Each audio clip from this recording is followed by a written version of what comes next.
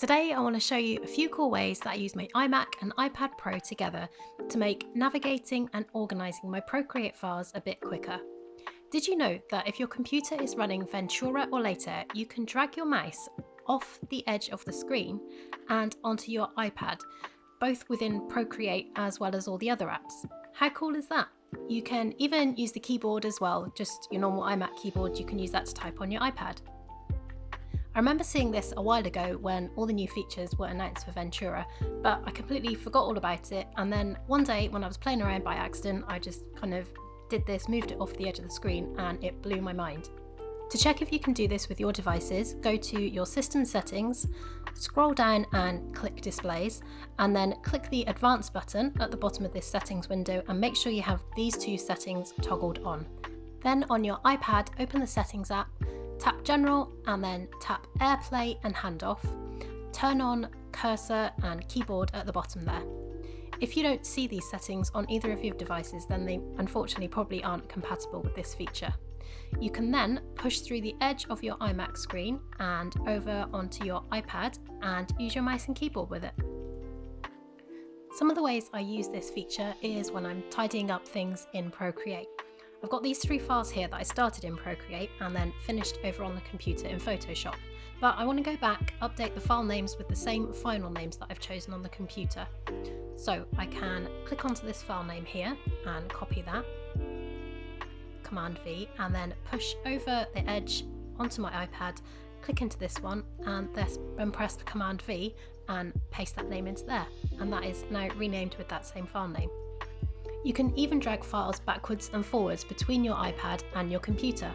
So if I want to bring this one over onto the computer, I can click it and drag it, pull it over and drop that in here. It might open up here on the iPad, but that's okay. We've now got this file up here on our computer. We can click on that one and open it in Photoshop. Let's just go back out into our files again and then go back into the gallery on our iPad. It works both ways. You can take stuff from your computer over onto your iPad. So let's drag this dark sunset floral off the edge here and we can drop it straight into our Procreate gallery. It's going to take a while to come over and for this bit to load. It's going to look wrong to start with, like it's corrupted, but you can still click on that, it will load, and if we click on the layers you can see it's got all of my layers in there, and then when you come back out into the gallery the thumbnail will look as it's supposed to look. It will have a funny file name, but we can go back onto the computer, grab the file name from over here, copy it, and then paste it back in Procreate like we did before. So we can just click on that and paste the correct name into there. And now we've got a nice quick and easy copy of that in our Procreate if we wanted to go and add some other bits to that illustration using Procreate rather than Photoshop. You can even use the mouse to navigate within the drawing interface. Let's click on this one here and you can see we can toggle all of these menus. I can share, I can export different parts of it. On the layers panel, we can click on the layers and do things like rename them if we want to. And we can also drag and move layers around. The one thing you can't do is drawing. This works just like a mouse and you'll still need your Apple Pencil to do the drawing. There's even a few keyboard shortcuts you can use which you might already be familiar with from other design software. You can view a full list of all the shortcuts by holding down the Command key, and that will bring up this menu here which you can then use your mouse to scroll through and see all the different keyboard shortcuts you've got there.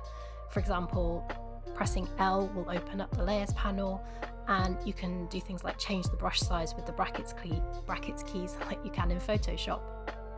All of these features aren't necessarily things that I use when I'm illustrating because I prefer to do that on the sofa, which I know isn't great for my posture, but if you're a desk illustrator then these might be useful for you. I tend to use the mouse and keyboard more when I'm cleaning up Procreate files in Photoshop on my desk and I need to quickly take it back onto Procreate to add something. I really hope you find this video useful. If you already use these features, let me know in the comments if you've got any other ways you use it in your workflow. If you'd like to see more content like this every week, then please consider subscribing.